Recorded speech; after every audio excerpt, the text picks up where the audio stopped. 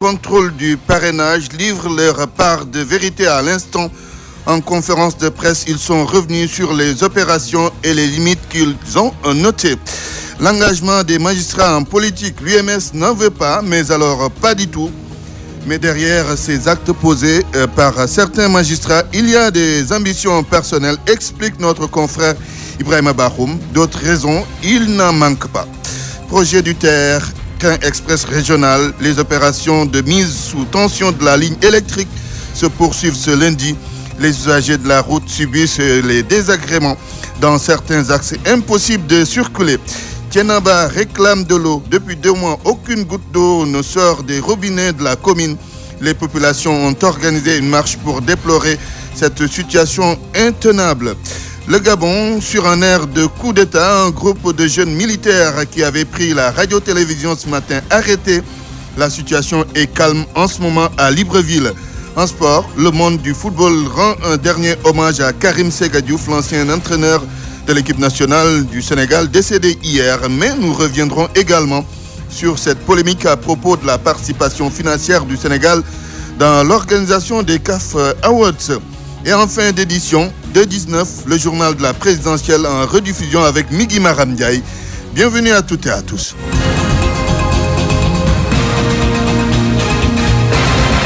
Au micro, Antoine Diouf à la technique Insensec. D'abord, ce drame à Oussouye. Un jeune chasseur a reçu cette nuit une balle à la tête. Les faits se sont déroulés entre 2h et 4h du matin. Et la victime a été acheminée au centre hospitalier régional de Ziguinchor. Une enquête a été ouverte par la gendarmerie. Vous écoutez e-radio sur la 90.3 FM Dakar. Baba Ndiaye est en ligne. Bonjour Baba. Bonjour Antoine. Alors, après avoir participé aux opérations de contrôle des parrainages pour la présidentielle de 2019, les 7 observateurs de la société civile livrent depuis 11 heures leur point de vue.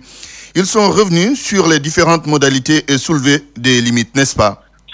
Oui, tout à fait, Antoine. Toutes les opérations se sont déroulées conformément aux normes. C'est du moins l'avis du groupe des 7 observateurs de la société civile au Conseil constitutionnel. Plusieurs constats ont été faits par ces observateurs, parmi lesquels, soulignent ses membres, tous les candidats ont été traités de la même manière dans la salle où se déroulaient donc les opérations. Quelques limites également, la réglementation de l'ordre de passage qui a été donné lieu à des bousculades et des violences au sommet ont été dénoncées par ses membres. L'absence de référentiel précis disponible pour tous les candidats pour éviter les erreurs matérielles. L'absence également d'informations sur le logiciel de traitement des données utilisées. Quelques logiciels, donc comment a-t-il été paramétré, entre autres le manque d'informations détaillées pour les candidats sur les motifs de rejet ou autres que les doublons, la quasi-intitulée donc des fichiers de parrainage lors des opérations de contrôle et de validation ont été dénoncés par Moudia Sissé et ses camarades. Quelques recommandations également, Antoine, formulées donc par les observateurs du groupe des 7, donner la possibilité aux candidats qui le souhaitent de vérifier les détails des motifs de rejet et de formuler les réclamations avant la publication de la liste des candidats, mais également les 7 observateurs ont également formulé des recommandations qui vont sur l'envisagement d'un système de parrainage alternatif par des députés, des élus locaux ou des électeurs tels que préconisés par la société civile dans sa médiation entreprise lors des concertations du processus électoral. Également, prendre des mesures adéquates pour rendre plus souple la gestion des parrainages en vue des élections départementales et municipales, mais également, Antoine, ce dernier point, faire une évaluation du dispositif technique de traitement du parrainage avec l'ensemble des acteurs concernés afin d'en tirer toutes les leçons d'amélioration et de correction nécessaires, y compris même, Antoine, la révision profonde de la loi sur le parrainage.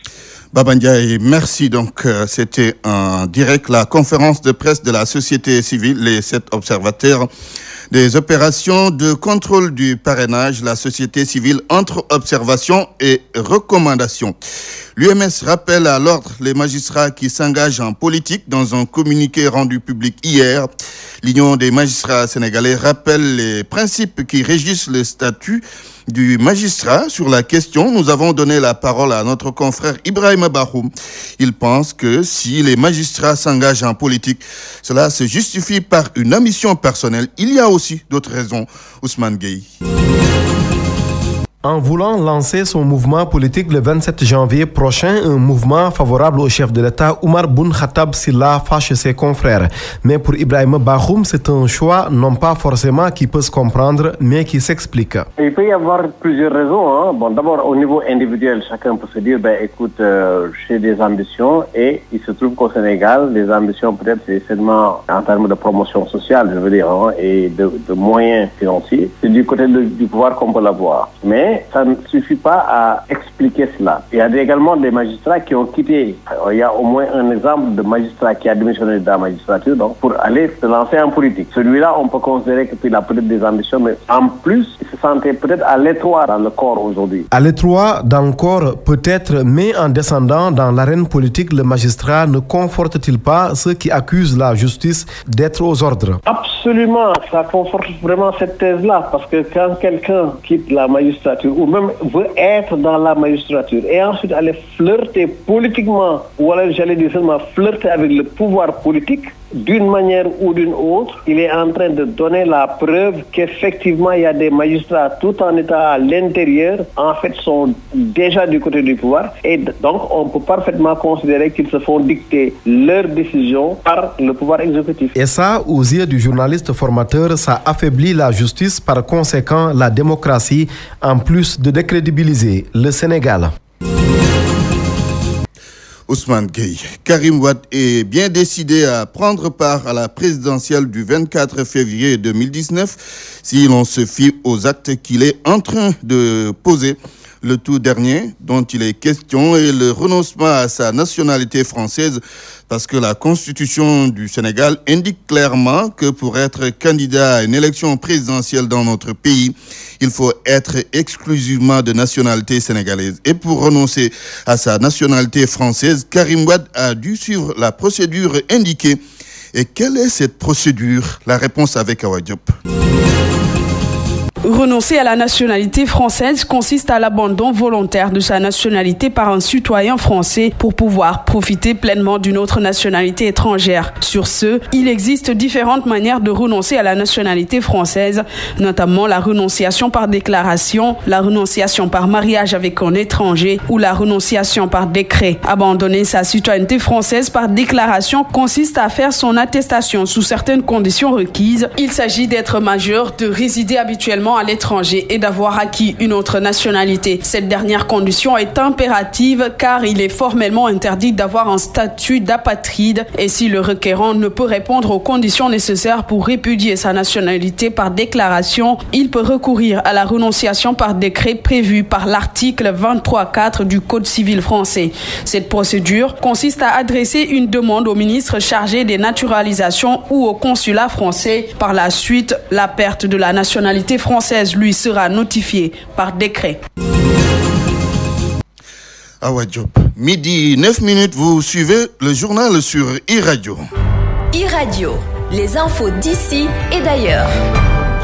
Les opérations de mise sous tension de la ligne électrique dans le cadre du projet du TER ont été entamées depuis samedi.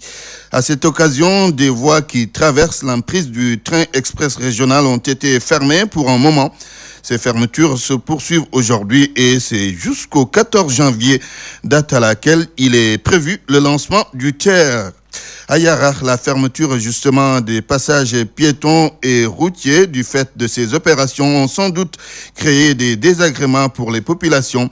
Et s'il est vrai que les autorités en charge du projet ont sorti un communiqué sur les mesures qui ont été prises, il n'en demeure pas moins que les populations soutiennent qu'il n'y a pas eu assez de communication. Reportage à Magor Robernian.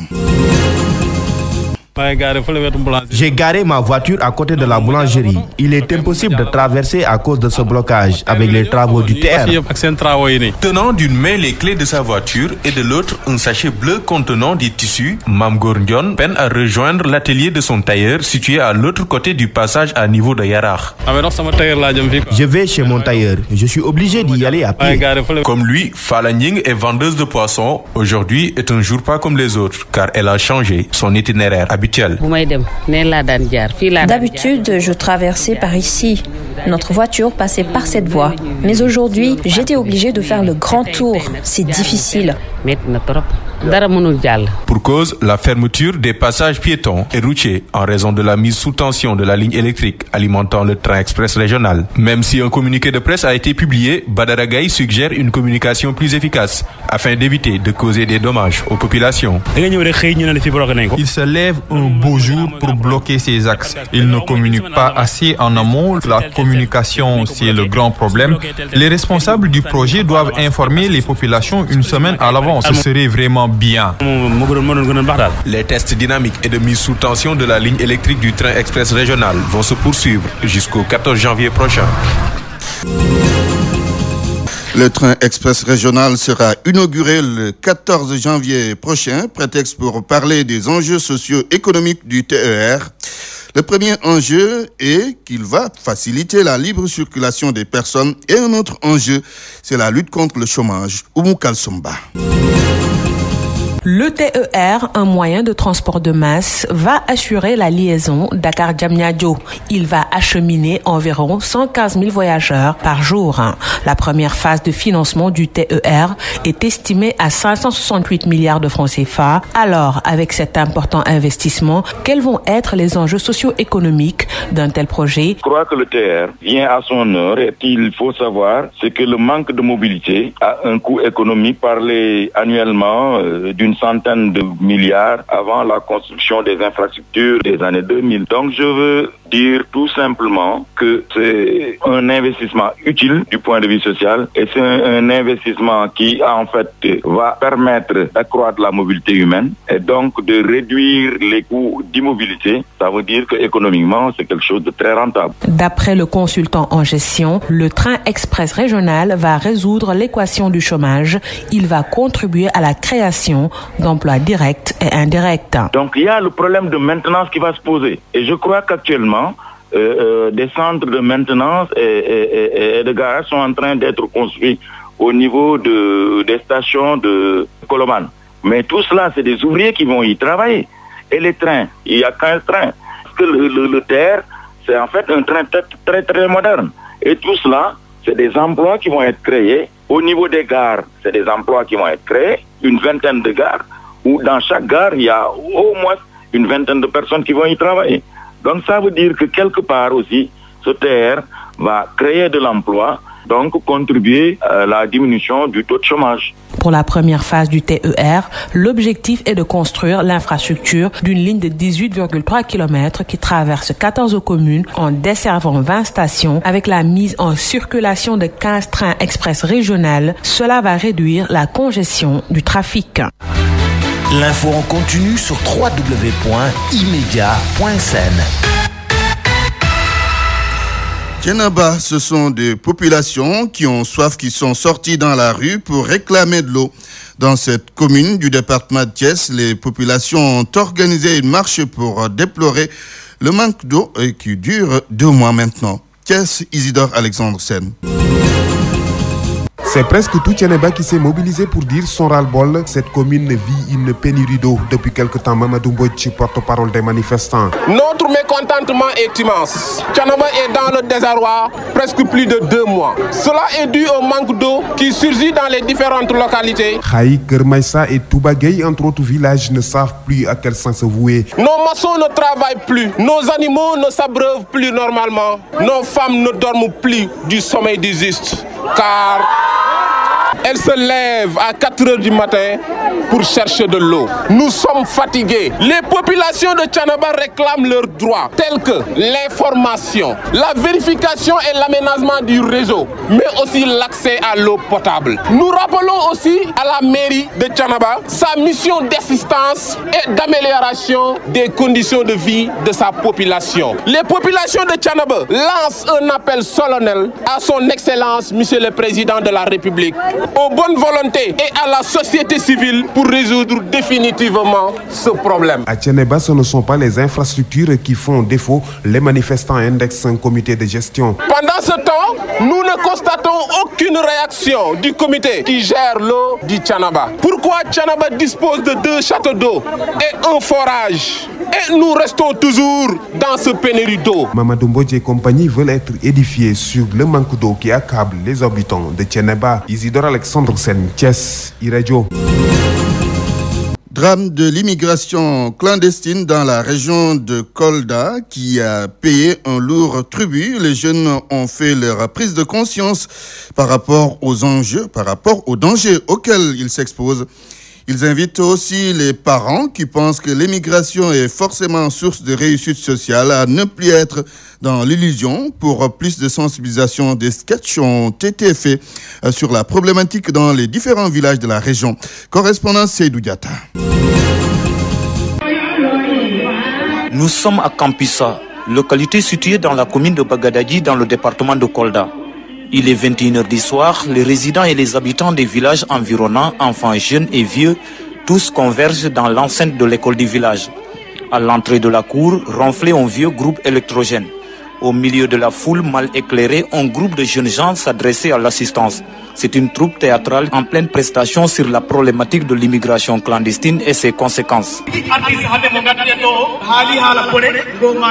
Je m'appelle Serona Kandé, je suis le coordinateur de la jeunesse de Kampissa. Les jeunes, ils pensent que la solution pour réussir, il faut forcément aller vers l'immigration. Parce que je vois ici même des parents qui vendent leurs biens pour donner à leurs fils afin qu'ils puissent aller. Et là, de temps en temps, on voit des pertes humaines immenses. Donc on pense qu'il faut sensibiliser les jeunes, leur faire comprendre que l'immigration n'est pas la meilleure solution pour réussir. On peut rester ici, travailler, réussir. À travers le contenu de la pièce qui a fait objet de présentation, des coupables sont identifiés. Pour ces jeunes, ceux qui ont réussi à atteindre la Libye ou qui ont réussi à traverser la Méditerranée sont devenus des vendeurs d'illusions. Il y a des jeunes, même ici, à partir de Libye, ils prennent des photos. Ils ne sont même pas en Espagne. Ils prennent des photos dans des milieux luxueux comme ça là, dans des restaurants, dans les aéroports, tout ça là. Ils envoient ces photos là avec le phénomène des WhatsApp là et tout ça là. Vous voyez, quand ils voient ces arguments, ils pensent que non, le gars là, il a réussi. Donc ça pousse tellement de la jeunesse qui est ici. Ils ont envie forcément aussi de partir. C'est pourquoi nous, on profite des cérémonies de ce genre là, sensibiliser les jeunes. Voilà, ce que vous voyez la photo là, non, c'est pas ça la réalité. Malgré le manque de moyens financiers et logistiques, ces jeunes volontaires se donnent toujours les moyens de parcourir la contrée. Dans leur bagage, la même approche et les mêmes messages à travers des sketchs. iRadio Kolda, Seydou Diata. L'actualité internationale sur iRadio. Bonjour Bokar Alfakan. Bonjour Antoine Diouf. Au Gabon, des militaires ont tenté tôt ce matin de lancer un soulèvement contre le régime d'Ali Bongo. Oui, ils ont tenté, tentative qui a échoué puisque le GIGN gabonais a donné l'assaut sur la radio nationale. Un certain nombre de militaires ont été arrêtés, d'autres seraient en fuite. Ces militaires ont fait une déclaration dans laquelle ils ont demandé à des militaires de prendre des armes et des munitions et aux populations d'occuper la rue. Je vous propose un extrait de cette déclaration faite par les militaires ce matin à la radio nationale gabonaise. Dans le cadre d'une opération baptisée Opération Dignité, le mouvement demande à tous les jeunes des forces de défense et de sécurité et à toute la jeunesse gabonaise de se joindre à nous en exécutant à la lettre et dès cet instant même les mots d'ordre suivants. Primo, que tous les hommes de rang et sous-officiers actuellement en service dans les casernes se procurent par tous les moyens une arme et des munitions. Secondo, prenez le contrôle de tous les moyens de transport, les casernes, les postes de contrôle et de sécurité, les armureries, les soutes à munitions et les aéroports en fonction de vos positions respectives. Tertio, que les membres des forces de défense et de sécurité se trouvant hors des casernes, les militaires retraités et les déserteurs portent leur uniforme avec pour mission d'éclairer le peuple dans la rue. Ensuite, au peuple gabonais, à la jeunesse en particulier. Chers jeunes, il est temps de prendre notre destin en main. L'heure a sonné. Le jour tant attendu est arrivé. Ce jour où l'armée a décidé de se mettre aux côtés de son peuple afin de sauver le Gabon du chaos. Alors, nous sommes avec notre confrère Aziz Ndjandi, journaliste à Libreville, donc en direct. Aziz, bonjour. Bonjour. On a appris ce matin via le gouvernement qui a publié un communiqué pour dire que la situation est totalement sous contrôle et que certains mutins ont été arrêtés. Pouvez-vous nous dire, vous qui êtes sur place, quelle est la situation actuelle? La situation est effectivement en train de se normaliser, puisque contrairement à ce matin où il y avait comme un silence de cimetière sur l'ensemble de la ville, eh bien l'activité commerciale reprend progressivement, les commerces qui étaient fermés rouvrent et les esprits sont apaisés parce que ce matin les gens étaient éclairés chez eux, vu que cet assaut dont vous avez fait allusion a été donné sur la radio nationale, enfin l'occupation de la radio nationale par ces mutins s'est faite tôt le matin, avant l'aube, c'était aux alentours de 4 heures du matin. Aziz, est-ce qu'il y a une réaction officielle du côté du pouvoir? Oui, il y a eu la réaction sur une chaîne internationale du ministre de la Communication qui a précisé que la situation était maîtrisée et que d'ailleurs ce mouvement qui a été mis au bout du jour aujourd'hui est un mouvement inconnu à la base. Donc le ministre de la Communication a tenté de rassurer, vu que ces 5 mutins, si je ne m'abuse, ont été pour la plupart interpellés et certains seraient en fuite. On parle de 5 membres de la garde d'honneur de la garde républicaine. Très bien. Quelle leçon on peut tirer de cette mutinerie de ce matin? Est-ce qu'on aura un tour de vis sécuritaire dans le pays ou est-ce que des décisions politiques vont être prises parce que la situation est quand même un peu délicate avec l'absence du président Ali Bongo depuis plus de 2 mois?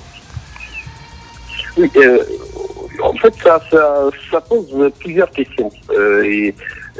Vu que sur les réseaux sociaux, parfois on a des fake news, mais des fake news qui viennent aussi ajouter aux interrogations que les gens peuvent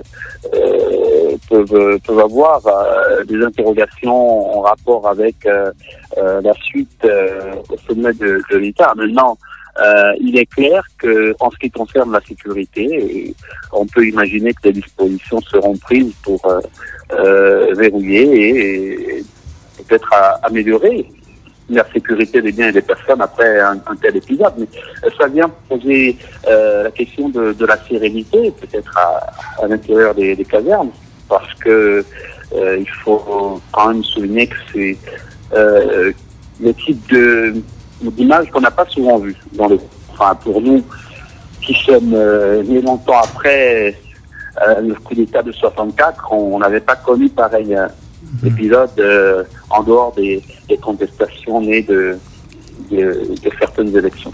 Très bien. Merci beaucoup Aziz. Je rappelle que vous êtes journaliste à Libreville et que vous faisiez le point sur la situation en ce moment avec nous. Merci. Alors, on poursuit, Bokar. Premier jour d'audience de la commission Vérité et Réconciliation. Cette fois-ci, en Gambie, on suit la situation de très près avec notre correspondant permanent à Banjul. Oui, le correspondant permanent à Banjul qui n'a pas encore envoyé de papier. Donc, on va revenir sur cette première audience de la commission Vérité et Réconciliation. Alors, ce matin, un ex-officier de l'armée est venu à la barre pour raconter les circonstances qui ont favorisé le putsch de 1994 déjà. Alors, la séance a commencé par une brève présentation de l'acte parlementaire consacrant la création de cette commission en décembre 2017.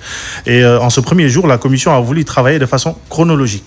Le président de la commission a indiqué que 26 cas majeurs qui se sont passés sous le régime Jammeh, donc de 1994 à 2016, seront enquêtés, enfin feront l'objet d'investigations.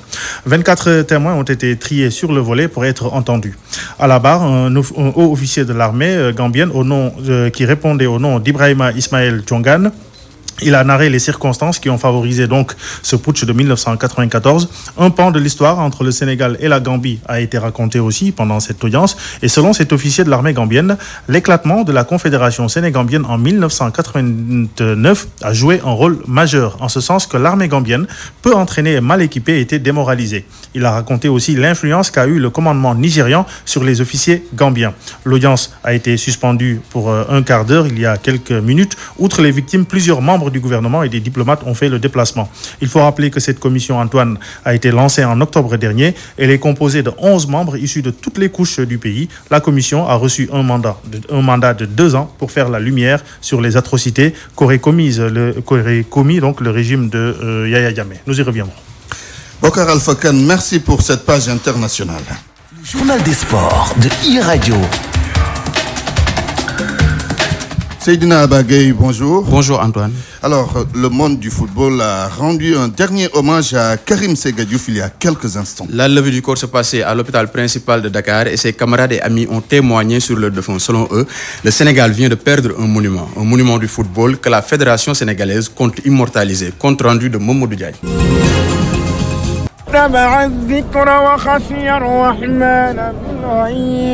Karim Séga Diouf est parti à jamais. À la levée du corps à l'hôpital principal de Dakar, les témoignages sont unanimes. Le Sénégal vient de perdre l'un des monuments du football. Sa disparition est une très grande perte pour le football dans son entièreté, pour le football sénégalais, mais aussi pour le football africain. Karim n'hésitait pas à partager ses connaissances envers d'autres. Il a participé à la formation de beaucoup d'entraîneurs qui aujourd'hui sont des entraîneurs nationaux. C'était mon ami de longue date. Nous avons partagé des valeurs. Seul l'amour pouvait nous séparer. Il a toujours su se mettre en dessous de celui qu'il est censé pouvoir commander. La preuve la plus marquante, c'est Aliou Cissé qui a été révélé à la face du monde. Et pourtant, celui qui faisait tout le travail. Venus nombreux l'accompagner vers sa dernière demeure, ses camarades et amis soutiennent que Karim Séga regorgeait de valeurs cardinales. On peut témoigner effectivement que c'était un musulman fervent, puisque tous ceux qui ont vécu avec lui en équipe nationale l'ont vu pratiquer sa religion.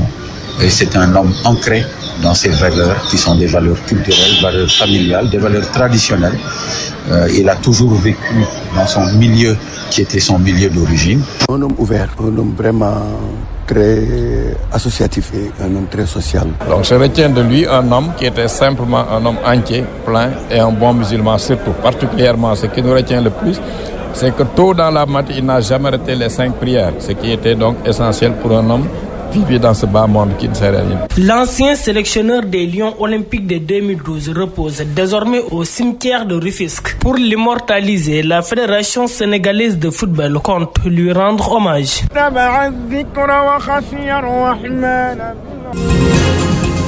Pour l'organisation de ces CAF Awards, l'État a déboursé près d'1 milliard de francs CFA, une somme qui fait débat.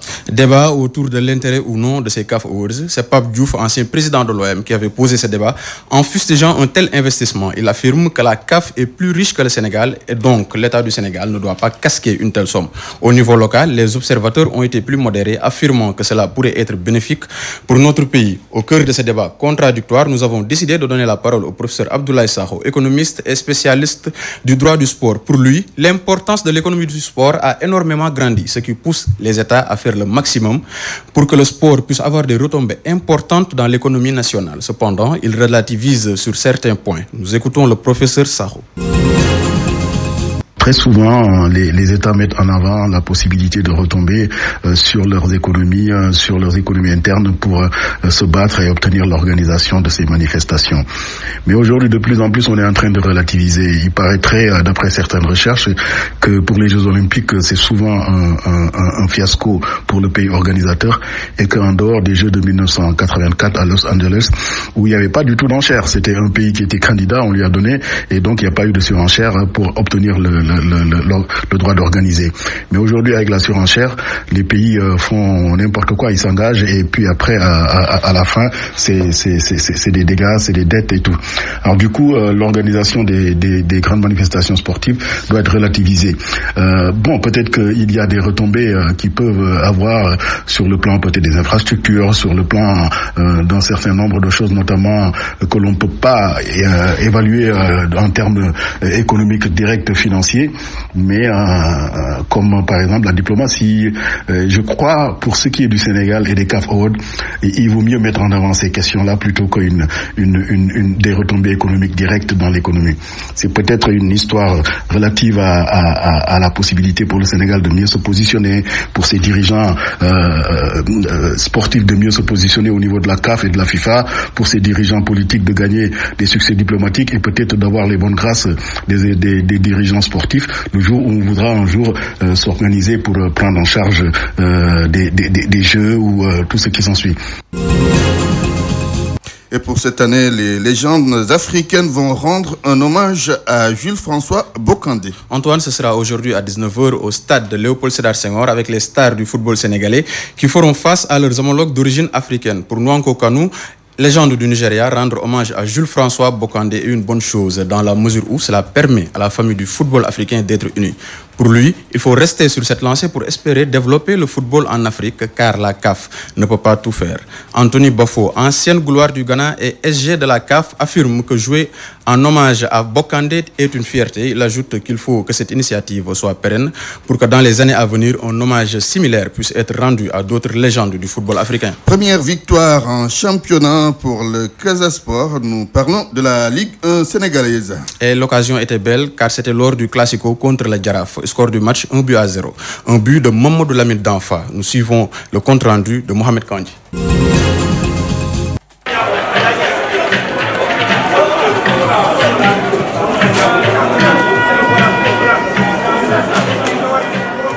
C'est dans un stade Aline Sitoé Diatta des grands jours que s'est tenu le Classico sénégalais. Dans ce match, le Casa Sport a fait l'essentiel en battant le Jaraaf par 1-0.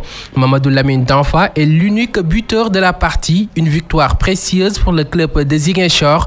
Badara Sarr est l'entraîneur du Casa Sport. Par rapport à tout ce qu'on a montré depuis le début du championnat, peut-être on méritait amplement cette victoire. Je pense que même les matchs passés, on avait la possibilité. Mais malheureusement, je l'ai dit tantôt, la chance ne nous souriait pas.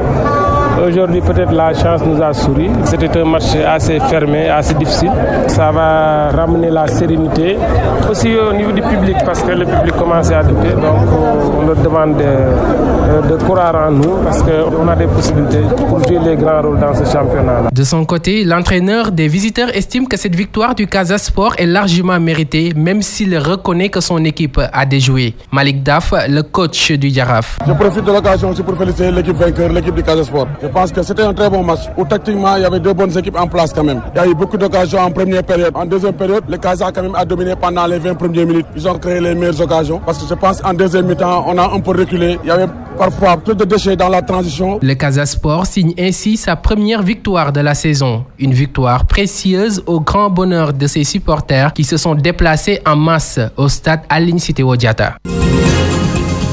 Antoine, c'est là que s'arrête le journal des sports dans ce Midi King. Rendez-vous sur emedia.sn pour plus d'informations et aussi pour suivre le match des légendes africaines contre les légendes sénégalaises en direct. Oui, merci Seydina Abagé pour cette page des sports.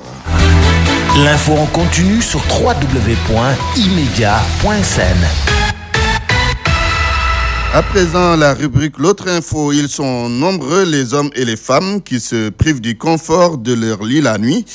Ils se mettent au travail à la recherche de la dépense quotidienne. À Kaolack, les secteurs du commerce et des transports emploient de nombreux débrouillards qui travaillent pour des lendemains meilleurs.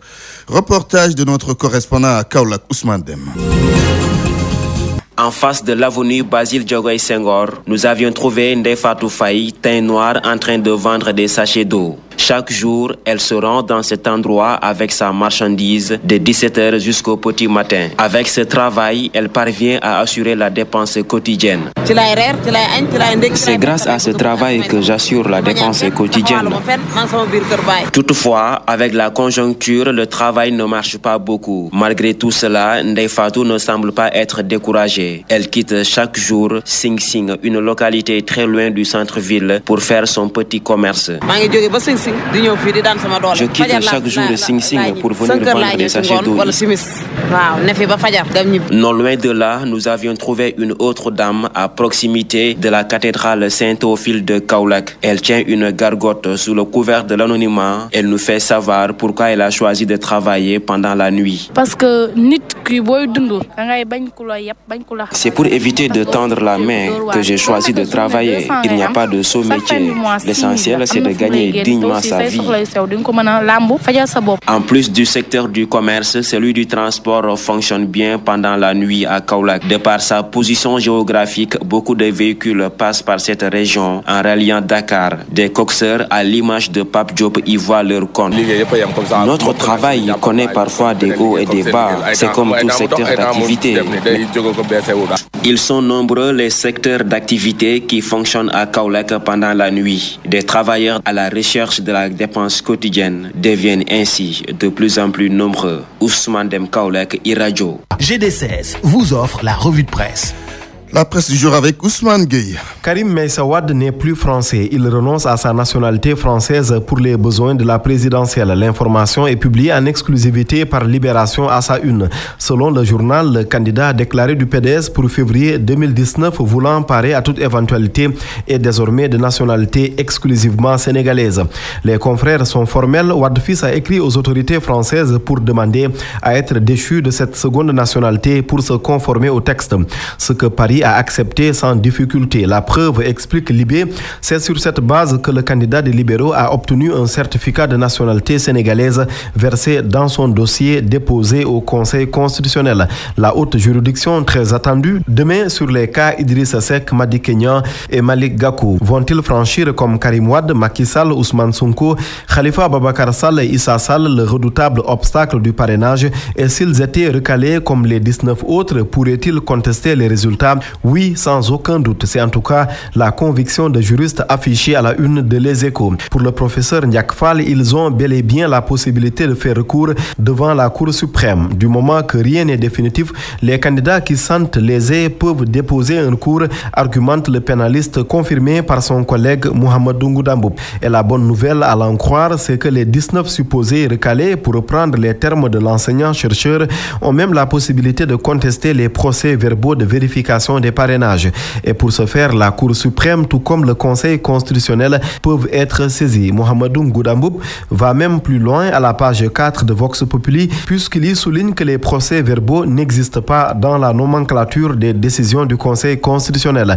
Mieux, le spécialiste de droit public estime que les PV signés par le président de la haute juridiction avec la locution en fonction de la personne au nom d'un organe collégial ont une légalité douteuse. Douteuse aussi la présence du chef de l'État au sein du Conseil supérieur de la magistrature. Souleymane Teliko soulève le débat suite au grand entretien de Macky Sall avec la presse le 31 décembre. Sa présence, loin d'être honorifique, est une forme d'assujettissement sur le judiciaire, lâche le président de l'UMS dans les colonnes d'enquête. Le magistrat, qui prend le contre-pied du président de la République, comme le relève la tribune, soutient que l'exécutif a une main mise sur la marche de la justice. Les magistrats subissent même de fortes pressions à ses yeux. Même s'ils sont indépendants quand ils jugent, ils doivent faire face à beaucoup de pression, renchérit Téléco dans Sud Quotidien. De son côté, Maître Hassan Diomandiaï considère qu'une justice aux ordres n'est plus acceptable. Sauf que de l'avis du président de la Ligue sénégalaise des droits humains, au lieu d'être le combat de l'UMS, l'indépendance des magistrats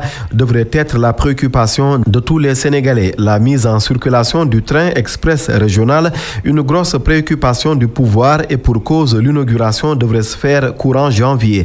Le test pour éprouver le dispositif n'a pas été du tout facile. Un passage dans la souffrance, écrit l'AS.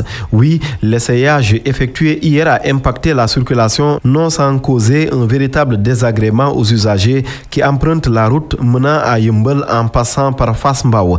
Dans la même page, cette déclaration du ministre délégué au réseau ferroviaire, Abdou Ndéné Sall, qui n'a pas du tout apprécié la récente grève des cheminots, considère qu'elle était tout simplement simplement irresponsable. Ce qui est clair, dit-il, c'est que personne n'a le droit de se lever un bon jour pour déclencher une grève. Les passionnés de commerce vont s'intéresser à ce dossier d'enquête, dossier consacré au commerce électronique. Un business à suspicion, titre les confrères qui constatent que malgré les gros doutes, le e-commerce s'est bien installé dans le quotidien des Sénégalais. Lui s'était bien installé dans les cœurs et les esprits. Des dizaines d'années durant, il s'était donné au football dont il avait fait une vie, sa vie, une vie bien remplie, faite de rigueur, de persévérance, de passion. L'entraîneur Karim Sega Diouf s'en va. Le coach est resté professionnel jusqu'au bout. Un homme aux compétences avérées, doublé d'un tempérament de gagneur hors pair, témoigne Augustin Senghor, le président de la Fédération sénégalaise de football, à la page 6 de Stade avant de conclure. Repose en paix, Karim Sega, le Sénégal te sera éternellement reconnaissant. GD16 vous a offert la revue de presse. C'est la fin de cette édition. Je vous rappelle les principales informations. Les 7 observateurs de la société civile pour le contrôle du parrainage livrent leur part de vérité. En conférence de presse, ils sont revenus sur les opérations et les limites qu'ils ont notées. L'engagement des magistrats en politique, l'UMS n'en veut pas, mais derrière ces actes posés par certains magistrats, il y a des ambitions personnelles, explique notre confrère Ibrahim Bahoum. D'autres raisons, il n'en manque pas. Projet du TR Train Express Régional, les opérations de mise sous tension de la ligne électrique se poursuivent ce lundi. Les usagers de la route subissent les désagréments dans certains axes, impossible de circuler. Tianaba réclame de l'eau. Depuis 2 mois, aucune goutte d'eau ne sort des robinets de cette commune. Les populations ont organisé une marche pour déplorer cette situation intenable. Le Gabon, sur un air de coup d'État, un groupe de jeunes militaires qui avaient pris la radio-télévision ce matin arrêté. La situation est calme en ce moment à Libreville. Et puis en sport, le monde du football a rendu un dernier hommage à Karim Sega Diouf, l'ancien entraîneur de l'équipe nationale du Sénégal, décédé hier. Journal présenté par Antoine Diouf à la technique Insensec, réalisation Mohamed Kandi, 13h. Khalifa Diakhaté pour la grande édition à Wolof. Tout de suite, Salimto. Suivra le journal de la présidentielle de 19 avec Migui Maram Ndiaye. Excellent après-midi à toutes et à tous.